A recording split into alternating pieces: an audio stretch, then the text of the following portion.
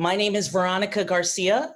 I am joining you all this afternoon, evening, representing the Wealth Reclamation Academy of Practitioners. We are a newer formation, and you'll be joining us this evening for a RAP Swarm Alert. This is our first attempt at executing this maneuver, so we're excited to have you along with us. Know that this is a very experimental space with a very valuable and worthwhile objective to find out how we can support the Reparations Procession 2020 campaign. So again, thank you all for joining us tonight. I have dropped a guide for you in the chat box that will help you follow along. You're going to find some links there as well that might be useful to you as we spend some time together here. Sorry about that. Let me access my document. So I'm going to give you just a very quick introduction to RAP. Who is RAP? Who put out the call this evening, right? RAP is the Wealth Reclamation Academy of Practitioners, again. In your guide, you will find a link under notes and supplemental materials to the Just Transition model. That image and model come from Movement Generation, a formation based out of Oakland.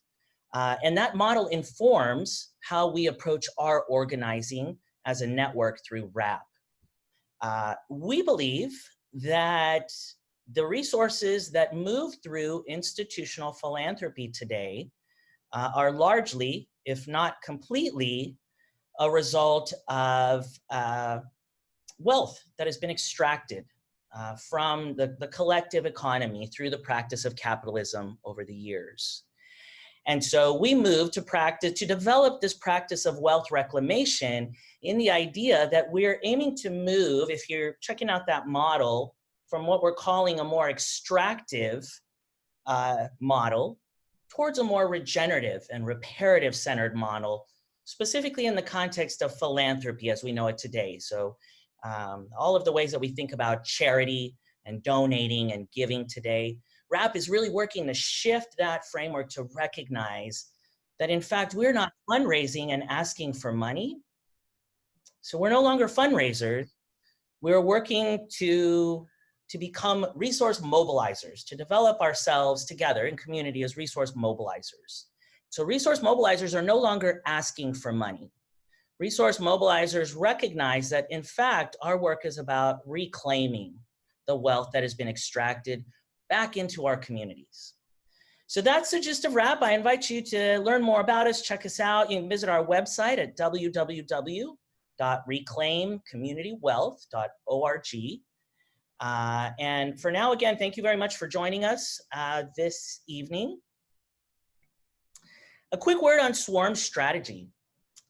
So again, I acknowledge that this is an experimental maneuver this evening, but if you've had a chance to check out our pre-briefing, I laid down a little bit of context and some resources that we're basing this swarm strategy on. But basically what we're attempting to replicate, if you can imagine, is a flock of geese that are flying in formation. And so as resource mobilizers, we are attempting to fly in formation together to do the work that we typically take on independently, right? As independent resource mobilizers, we are attempting to execute a maneuver together. In RAP's vision of the future, it's important for us to be practicing these types of maneuvers for the moments when we are called to be responsive. So just a quick word on swarm strategies, and I'll drop those same citations and resources in this guide so you'll continue to have access to those, easy access to those.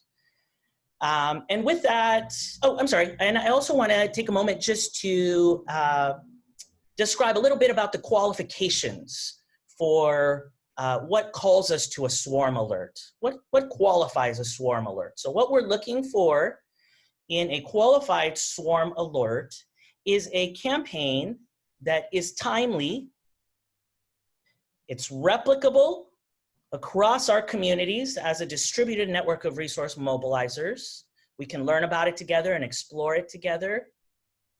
And then it meets these 6 filters that you'll see on that just transition model as that values filter piece that begins to shift us from an extractive economy towards that regenerative economy. And if you're looking at that model right now, the values filters include number 1, shift economic control to communities. Number 2, democratize wealth and the workplace. Number 3, advance ecological restoration. Number 4, drive racial justice and social equity. 5, relocalize most production and consumption. And finally, 6, retain and restore cultures and traditions. So a qualified RAP swarm alert comes about when we have a timely campaign, a replicable campaign, and a campaign that meets these 6 criteria points and or strives valiantly to do so. That's what calls us together as a community to help support the success of this campaign. And so with that, I want to go ahead and just turn over the mic. We have some comrades that are going to be joining us representing the Reparations Procession 2020 campaign. And I am going to go ahead and just turn over the mic and ask for any representatives of the campaign that are with us this evening to go ahead and tell us a little bit about who you are, describe the community that you and this effort are representing.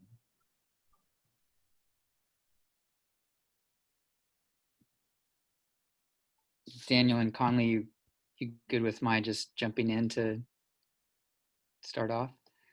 Yeah, just really excited to be here. Thank you, Veronica, for the invite and everyone else who's here. Veronica, I'm also curious whether or not we'll have a chance just to hear from the folks who are attending, even just to kind of learn where everyone's from and just to hear everyone's voices. Will we have an opportunity for that as well? Shall we start there, or do you want me to jump with a little bit about the procession? Yeah, I'd love for you all to just tell us a little bit about who you are in the campaign. Just a quick overview, okay, just to kind of center us in why we've come together at this point. Yeah, thanks. Okay. So my name's Chris, and yeah, I'm a member of a group of white identifying people in the Bay Area who have found each other in this incredible time, sharing a longing to do something meaningful in the face of all of the incredible upheaval that's happening socially around or in the wake of George Floyd's murder. A proposal was floated that many of us resonated with, this idea of having a campaign of sorts, although the word campaign hasn't felt like a fit for what is at root a spiritual process, but a form of public action that combines a process of spiritual mourning and atonement with a concrete call for other white identifying folks in our Bay Area community to offer reparations to Black and Indigenous folks here in the Bay Area who are doing really amazing work in the struggle for their own liberation. And there is something about the combination of the spiritual process of personal and collective atonement combined with that concrete movement of much needed resources that has really struck a chord for me and for my friends Conley and Daniel, who are also part of this group. So that's a very basic kind of summary of how we found each other. It was around that shared longing. And the reparations procession itself is actually quite simple. For a 40-day period, we are having people in mourning attire and wearing black and with a black veil, walking a 9-mile route from two very powerful sites here in our area. One is the West Berkeley Shell Mound, which is a sacred site of the Ohlone people. I'm here in Oakland on the land of the Ohlone people, and the Shell Mound is a deeply important site for the tribe here. And the 9-mile route takes us really through the heart of Oakland, through downtown Oakland and into the Fruitvale district to Fruitvale Station, where, as many of you might know, that's the site of the murder of Oscar Grant, which was such a pivotal, one of the police killings that happened, where it was caught on video. And it was one of the first such killings where a video went viral and really brought to light the atrocities of police violence against Black folks. So on a daily basis, we have mourners walking that route. And as they do so, simultaneously, there's a GoFundMe site with this concrete call for white folks to redistribute some of the wealth that's been stolen from the Black and Indigenous communities. And there's a lot more to it, but that's the gist of it. And what we did is we set a threshold at $25,000 of redistribution, at which point the first mourner would be joined by a second. So the vision was that as the dollar amount of redistributed wealth from the white community grew, that the procession itself would also grow, so that the public witness would become more and more sort of visually powerful as those resources moved. And we're on day 14 now of the 40 days. And so far, $40,500 some dollars have been offered as reparations. So we have 2 people currently walking. And when we reach 50,000, a third will join the procession. So that's the summary of the project. And I'll just add that there's a couple dozen people who are actually doing the walk, the procession itself. Calendaring it has been a fascinating process, and both sides of the equation are growing. The interest in people being part of the procession, of that spiritual practice, and the reparations redistribution.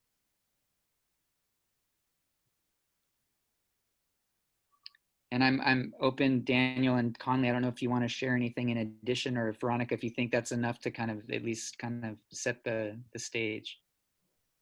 As you all are willing and able, and as you feel like it's appropriate representation that you're taking the lead on, I'd love to have each of you just kind of situate yourself for us if you're willing, and that's appropriate.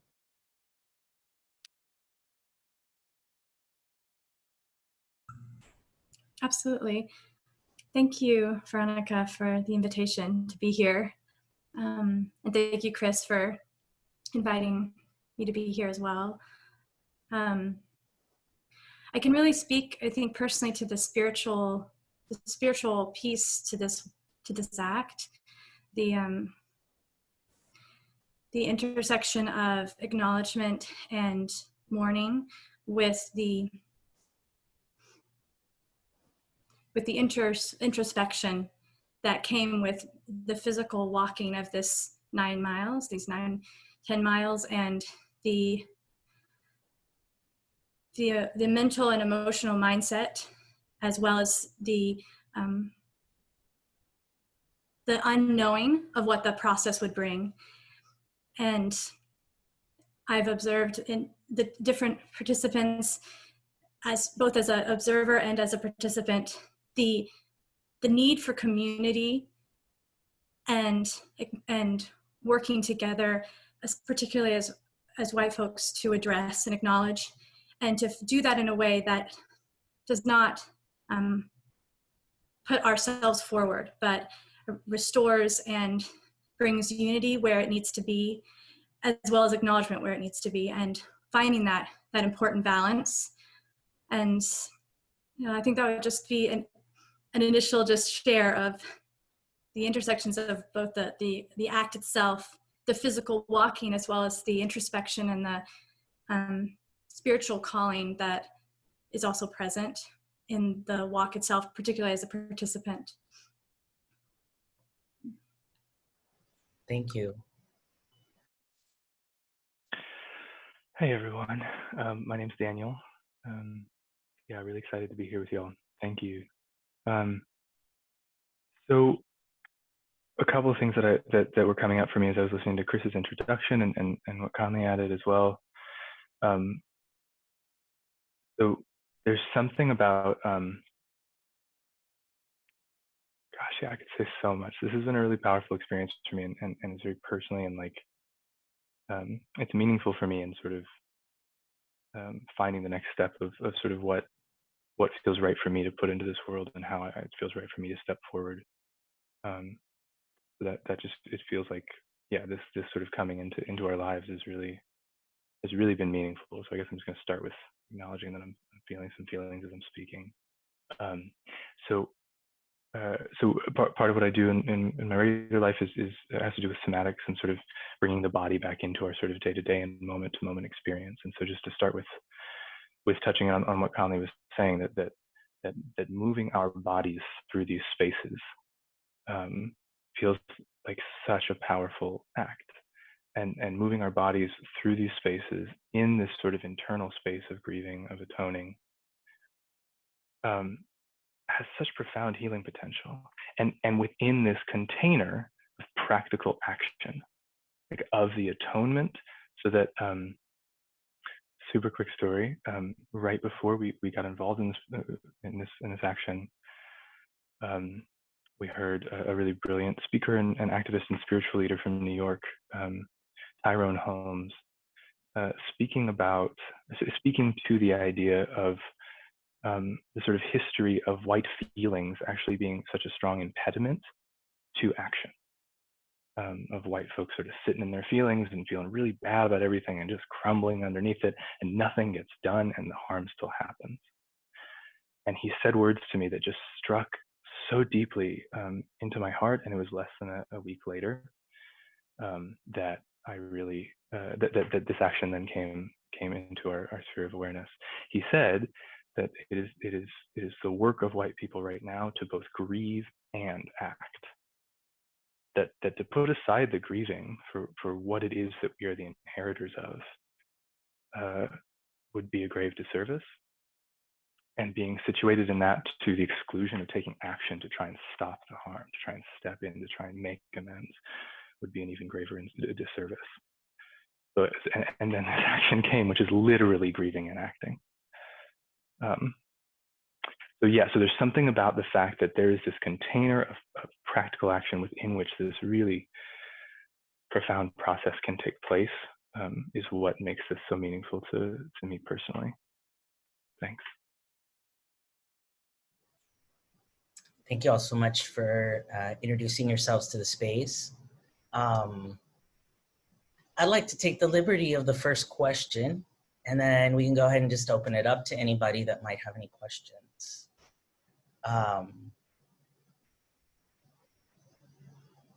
Yeah, I think I want to just pause for a moment to convey the heartfelt gratitude that I feel for what it sounds like the intention was, the real intention around building out this experience for the folks that are participating.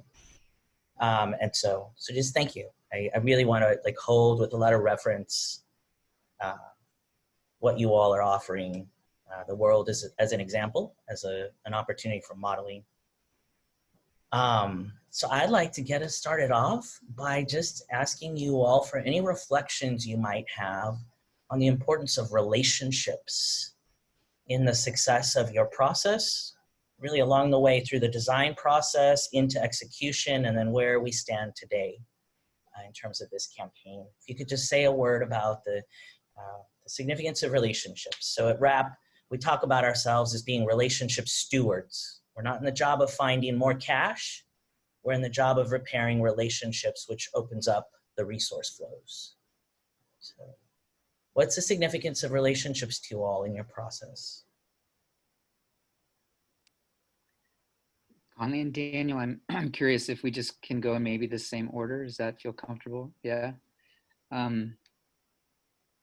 want to speak to the fact that at the very beginning of this process, the first step that we took was to seek guidance, a sense of permission, of as much a sense of collective consent, and of blessing, I would say, from elders and leaders of color in Oakland, in and beyond Oakland, particularly Black and Indigenous leaders and elders.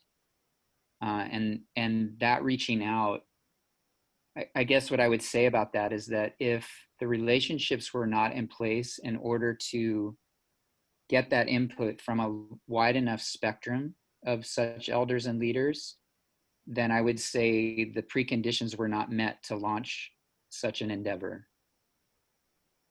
So those relationships needed to be in place already. So I would say to anyone who's interested in replicating this in their own community, that's sort of the first question is there enough connectivity from the white identifying folks who want to try this with those communities so that that level of feedback can come?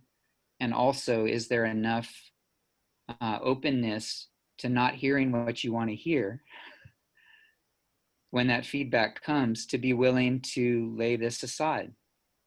If the answer is no, this project doesn't feel like a fit for our community for this reason or that reason, or the timing isn't right, or be whatever it is, that sort of offering of openness, I think, is a huge part of this. So I wanted to speak to that in terms of relationship, because that was the beginning point. There's another place where that same need for a relationship of a similar kind was super important, and that was in determining where the reparations funds would go. And this is such a delicate and confusing dance. Just speaking for myself as a white person, wanting to sort of renounce my power through this act, and yet at the same time, as one of the folks who like initiated the process, of knowing there was a decision to be made about how the money would be redistributed. And again, the need for relationships with people who were much better positioned and appropriate stewards of that decision was crucial for this. And so in our case, the input that we received was actually pretty clear. I mean, from that spectrum, there was, to me, actually a surprising amount of sort of consensus that two particular groups were stewarding reparations redistribution already in a way where they were serving as a hub, a meaningful hub for both the Black community and the Indigenous community. And so that feedback was crucial for us deciding that the Black Solidarity Fund and the Segura Te Land Trust would be the recipients of the reparations. And we got that sense of blessing from the elders and leaders, enough of a like thumbs up from a wide enough cross section where we felt at peace with that decision. Because in a very real sense, it wasn't our decision. We turned that over to people that we really trusted and knew were the ones who could, steward that decision in the best way. So those are just two examples of where relationship has been fundamental from the outset. Conley?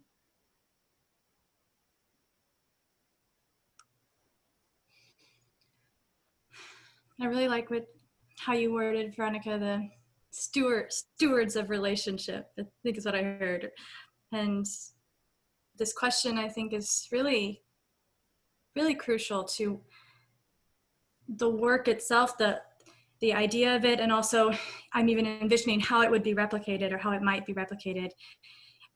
That the connector points of people knowing each other to get it off the ground, like what Chris was speaking to in terms of seeking blessings from the communities. And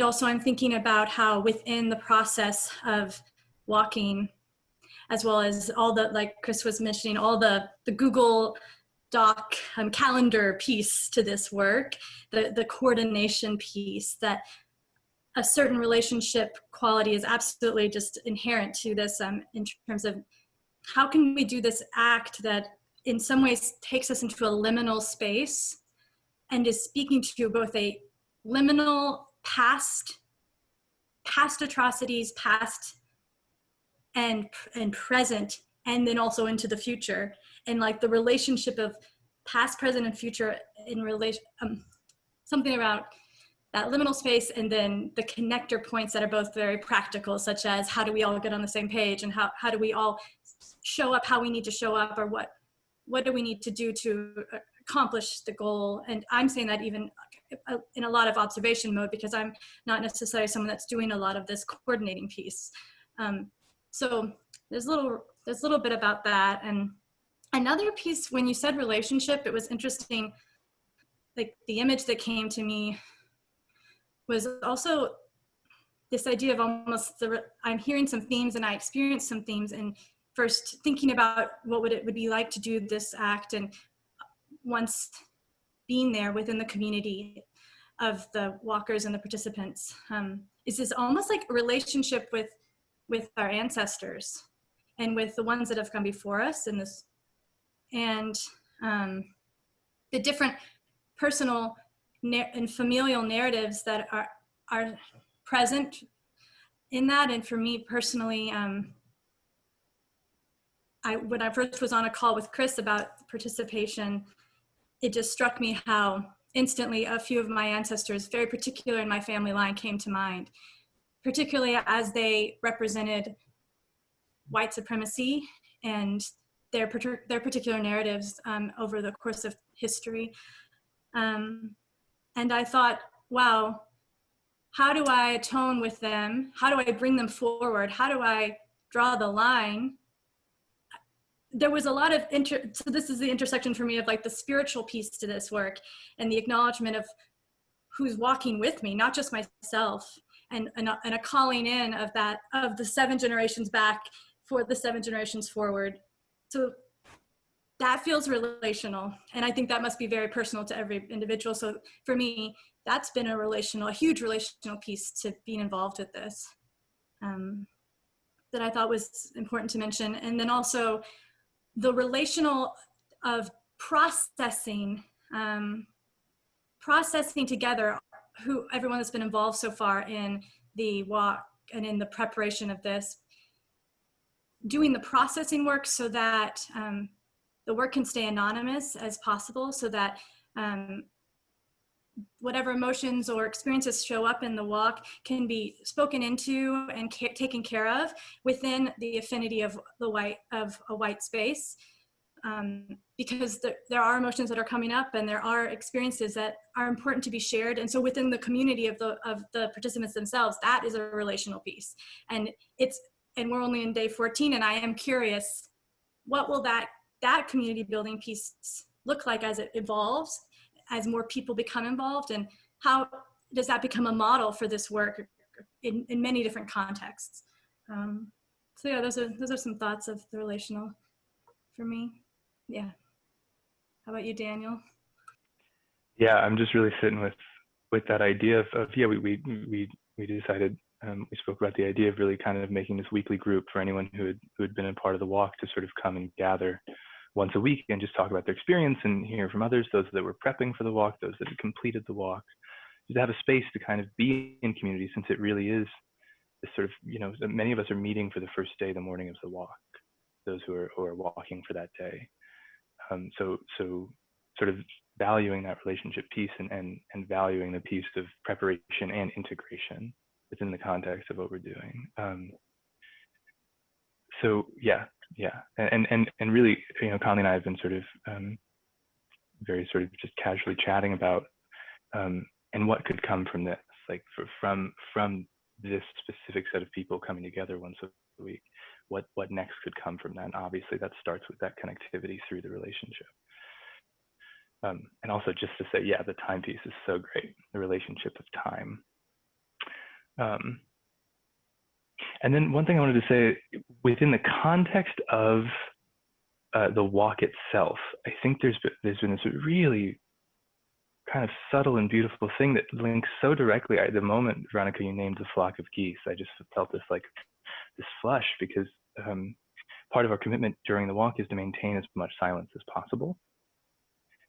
And so in that, that there's not like, we sort of have our route planned out in general, but nevertheless, when we cross the street and, when we find, a time to take a second and all of that, there can be some sort of whispered conversations amongst, certain groups, but to a large extent, we try and keep it as nonverbal as possible, which then means we're tuning in with our bodies to each other, just in that sort of flocking thing. So it's just so beautiful to hear that brought in. So I think that's a really beautiful part of the relationship building, is certain folks who have never met before coming together to do this very sort of deeply meaningful and practically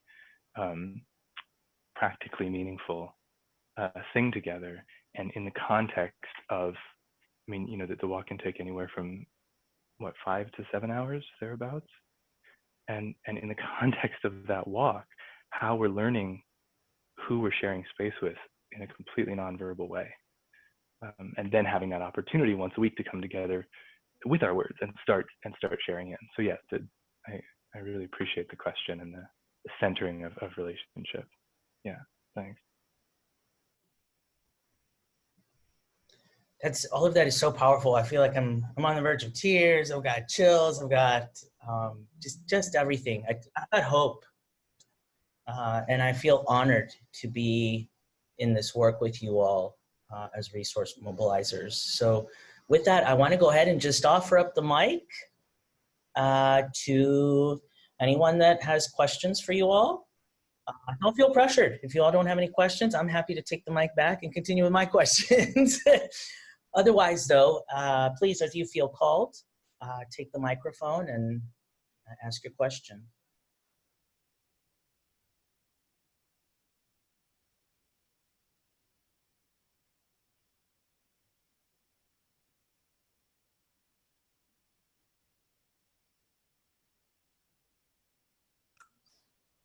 I could share something. I know it's not a question, but I'm realizing there's a piece to the relationship that I was noticing, wanting to share in on, that I didn't. If it's okay to jump in real quick on that.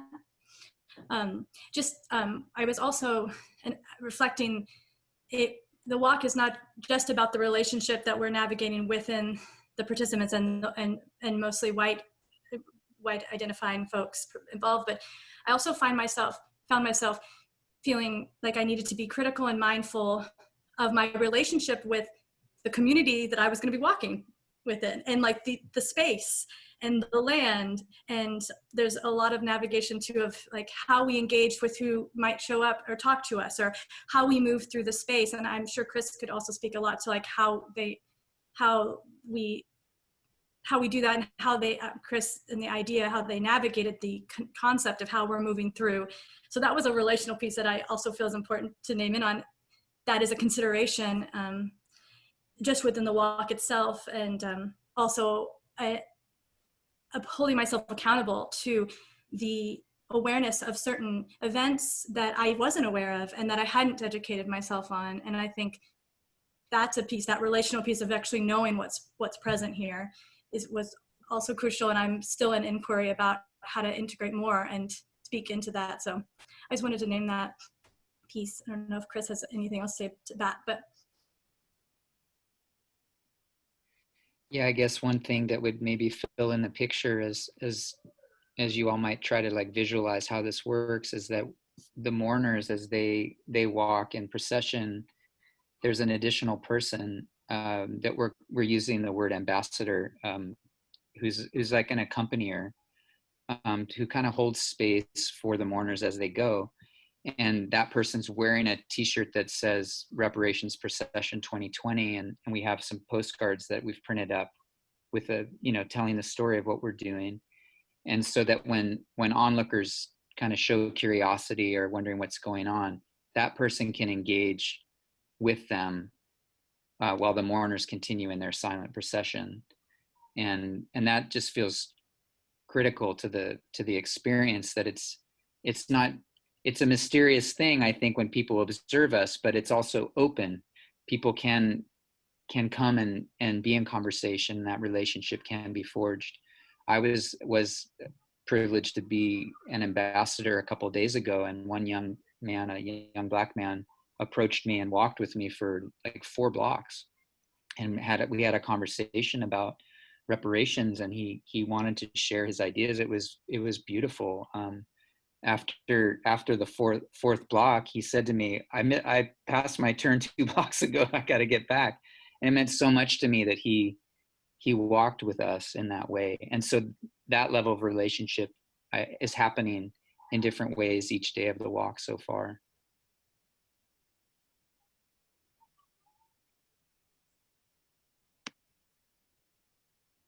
Hi, I'm Fran. I'm sorry I had to leave. I was wanting to be in 2 places at one time, so I was able to actually do it.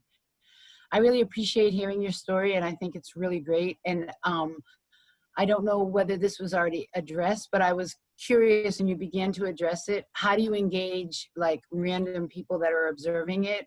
And then I had a deck out, I think, when Daniel was starting to speak, but I was curious about the intentionality of one person at $25,000 walking. And so my other question was, and I apologize if this was already addressed, can other people join the procession? And then how do you engage random onlookers? And how do you engage the broader white community within, I think you said it was Oakland, yeah? And so those were my questions. And then I guess I also wanted to know just like the average donation, because I come from a working class background, and I've done a lot of cross-class fundraising. And I often feel like we are left out. And I know that poor people are the most generous motherfuckers, excuse me, the most generous people I've ever walked with, lived with, done movement with. So thank you so much. And I hope I wasn't too disruptive popping back and forth, but I really wanted to share the knowledge. So peace and blessings.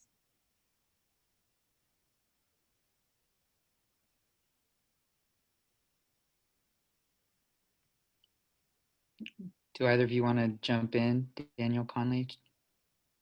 I'll just say something really brief, and then maybe Chris, you can kind of fill it out a little more if that's okay, and Conley. Yeah, thanks for the question. Totally. The interaction piece, I think, yeah, just going a little off of what Chris was saying. It's been, I've served in different roles within the walk, and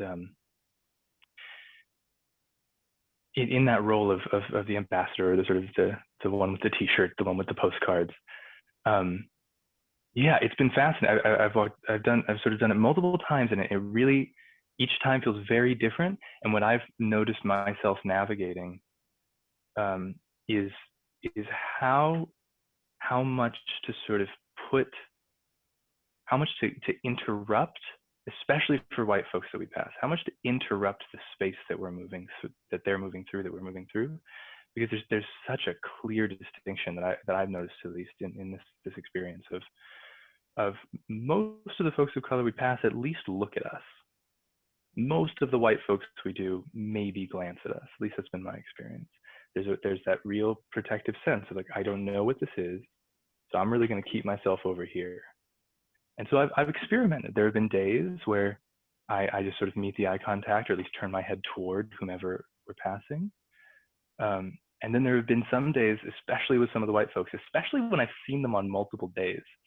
And we pass near Lake Merritt, where a lot of people just go jogging. And so there's some folks I've seen you every day you run past, and you just kind of give me a little eye glance and keep going. And so recently I've been sort of taking to like doing a little bit. I lived in New York for a number of years. I've been doing the more like just putting out the postcards sort of into their path a little bit more assertively, not aggressively, you know. And some don't take it, but some do. And I think that there's something interesting, and to feel the tension rise in me, like knowing how I've been socialized, even just extending my hand that way causes me to feel a sense of, oh, I'm being, I don't even know, improprietous, so impolite, you know, all this, but So just experimenting and exploring with what's appropriate there, and what feels good and what elicits different impacts has felt really, really rich. I just wanted to kind of throw that piece in to that part of the question.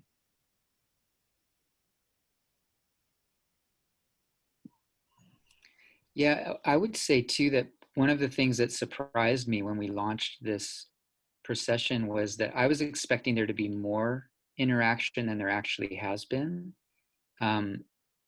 It really does seem to me as we move through these spaces that there is almost like a field. There is a field there. And it's not that I get a feeling of like we're pushing people out, but that if people just kind of notice like these folks are doing something, it's prayerful, I'm not exactly sure what it is. And for the most part, they just kind of take it in and let it pass. So there hasn't been as much of the interaction as I expected there to be. I too have noticed that people of color seem more open as we move through those spaces than white folks.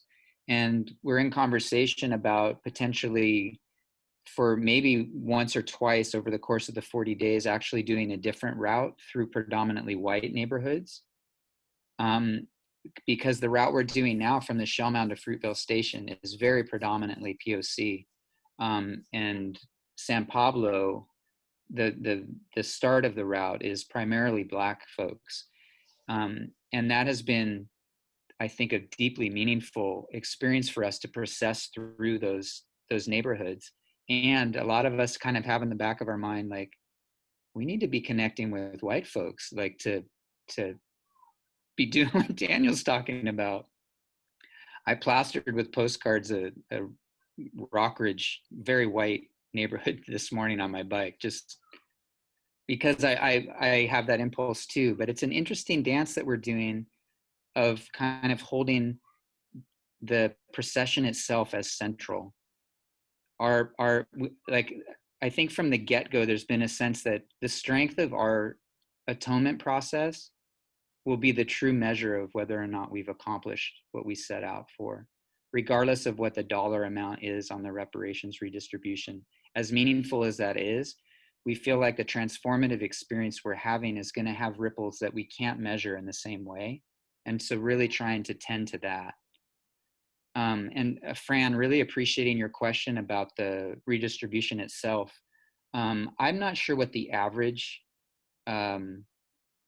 reparations offering has been, but it goes from $5 up to $5,000 so far.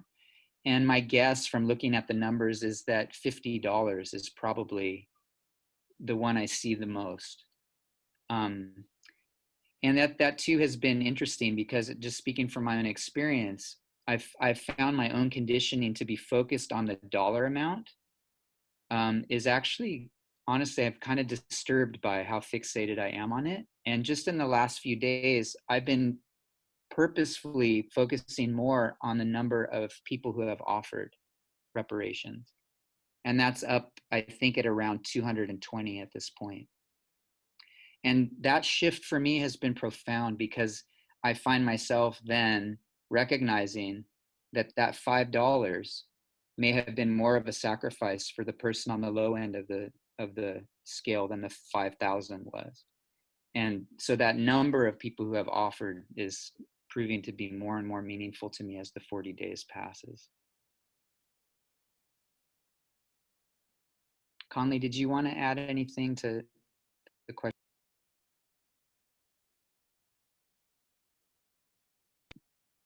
Conley looks frozen. Maybe later. Chris, I'm curious if you wouldn't mind talking about, for example, the logistical potential around organizing a group that kind of supports, if you will, or sponsors. And I want to take a moment to make note of the fact that we don't even have the language yet for what it is we here are trying to talk about. So I think that's very poignant just to put out there. So again, very experimental space, but I think collectively, that's part of our work, right? It's like, what is even the language? How can we even talk about this? So in light of not really having a refined way to talk about this yet, Chris, can you talk about the potential, for example, of collective resource mobilization or fundraising, shall we say, to sponsor a mourner? I love the way that you just framed that question, Veronica. I mean, to me, that's so exciting to be having a conversation where we don't have the language yet. Thanks for naming that. I feel empowered in that lack somehow, that we would be like courageous enough to move in new directions, you know, to like uncharted territory. That's super exciting. And I just want to acknowledge your introduction to what RAP is doing, and the spirit in which you're doing it is it's such a relief to me to know that your group and others are looking at what we might call philanthropy or fundraising through a just transition lens and framework. It's awesome. I'm so lucky to be connected with some of the movement generation people. Whenever I hear reference to that model, I just celebrate the way that it's germinating in so many places. So thank you. There's one group, perhaps some of you are familiar with, called Resource Generation, which is working together on pooling amongst themselves. The hope is to pool amongst themselves $25,000 so that they could, you know, kind of on their own add a mourner to the procession. And I love that idea because of the relational aspect of that, you know, speaking of relationship, instead of it just being this sort of GoFundMe, you know, system that's online and people just kind of drop in the bucket, what they're doing is actually talking about how can we together make this happen. And so I just want to put that out there as one like question, whether it's 25,000 or any amount, whether people can get together and share their ideas about, you know, who are the groups that we have relationships with that would be excited about this idea, and in what way would make sense for us to reach out to them to kind of work against what I experience as like the individualizing sort of impulse, like what can I do, but to ask what can we do together, because so often ideas, as we all know, come forward that would never come forward if we weren't in dialogue about such things. I do think that we're at a point in the procession where we've noticed that the reparations redistribution has kind of slowed in the last 5-7 days. Initially, and it makes sense, there was like an initial, like, you know, kind of wave. And then it seems as though the community that we had reached out to, that perhaps those who were inspired to offer reparations did. And then we needed to broaden that community to the next level. And so we're kind of in that moment now. So I would say to all of you, if you're willing to like do the usual kind of sharing, if you use social media, liking the Facebook page, you know, sharing the GoFundMe page with as many folks as you can, that sort of thing, so we can reach a new like community of interest, that would be awesome.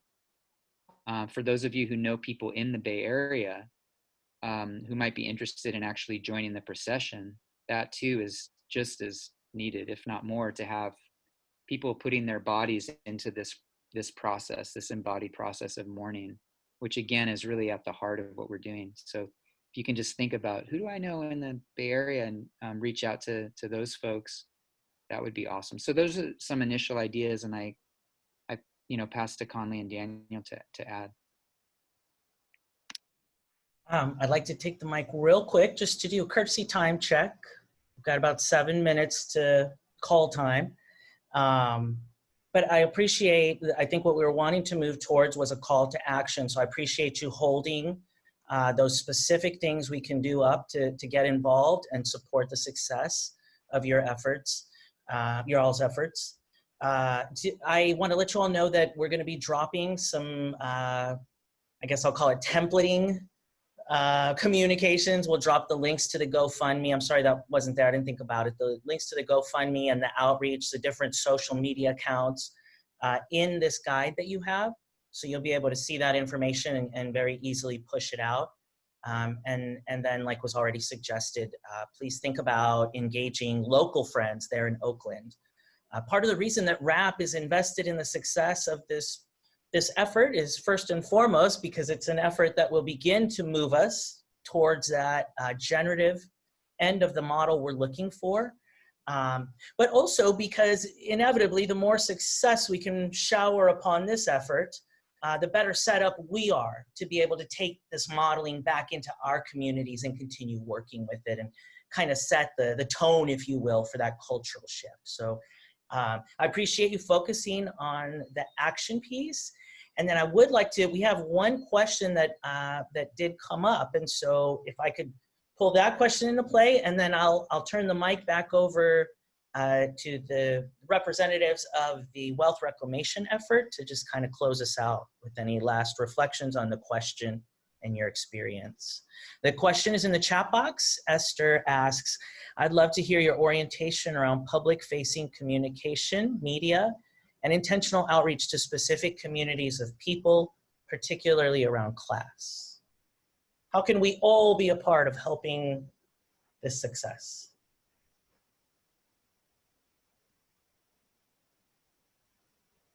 I've been talking a lot. Daniel, Conley, do either of you want to speak to that?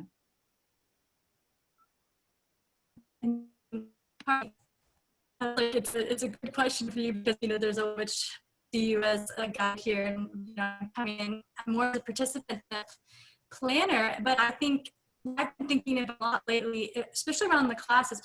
For instance, I come from I grew up in a very affluent community, very white centric, and there's a school there that I'm already thinking about how could I offer this idea that school put forth the effort. So it's like I'm noticing an answer that might be just around feeling, especially for white folks, I guess, to identify groups of communities that might be able to offer that resource. There was something you said in the chat earlier about moving forward the resources, like places where there might be resources and there might be an interest in acknowledgement and working together through these questions. So to me, it was just like a personal and creative, like who might you know and who are you in relationship with already? Also acknowledging the point that Chris has made around receiving blessing from the community that you would be giving back to. And so to me, it's back to that relational piece. Like, who do you have relationships with that you can be inquiry around if this is a right fit for a particular community, and then finding the blessings and the intersections that are necessary. That would be my initial.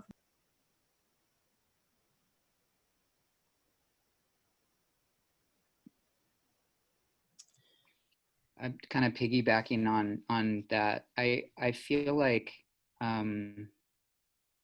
we launched this very quickly, so we didn't have a really well spelled out plan. Like it's the kind of thing where, what's the metaphor, like building the boat while you're sailing across, and we're joking with one another that by the 40th day we're going to have it like spot on, which is hopefully not all for naught, because we do hope that other communities will pick this up and replicate it in their own way in their own communities.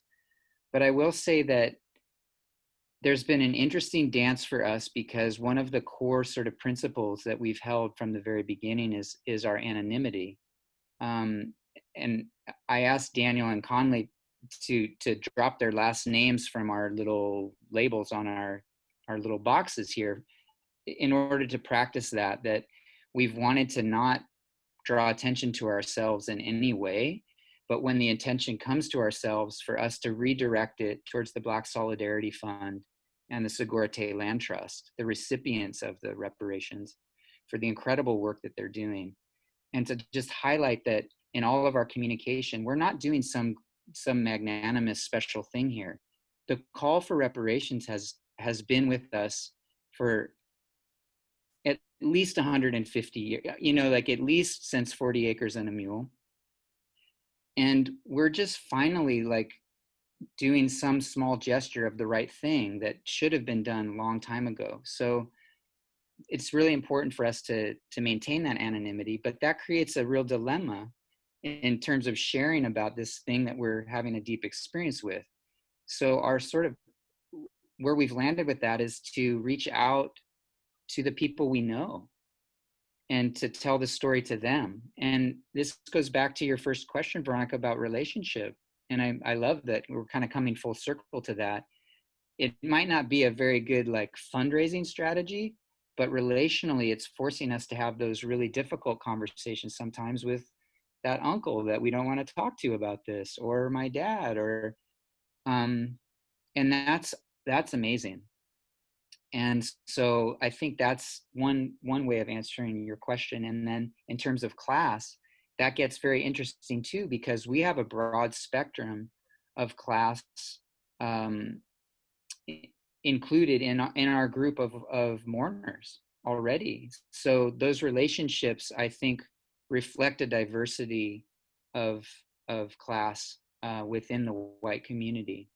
And just lastly, I know we're at time, but I just want to say too that while white folks are the ones who are doing the procession and that we're directing our request for white folks to offer reparations, folks of color have been incredibly supportive in many different ways, from the initial things I talked about of being a pathway for us to the kind of consent and blessing that was needed, to helping us make an informed and responsible decision about where the reparations were directed. And also, I just want to name that 3 powerful elders of color, independently of each other, when we reached out, said, I'll be praying for you each of those 40 days. And we're not taking that lightly, that these 3 elders on a daily basis are praying for us, 2 of whom spoke of it specifically in terms of protection for our well-being as we move through those spaces as white people who are putting ourselves in some level of vulnerability through this public act. And that too was such a powerful form of support. So I just wanted to name that, that while it is sort of a white call that we're making to that particular community, we wouldn't be where we are without the support of the whole family. I want to thank you all so very much, everybody, from our own network members, even if you're a newer member of our practice community. Thank you so much for joining us this evening for this experiment. Thank you to those of you that are supporting on the front lines this initial take on this specific effort.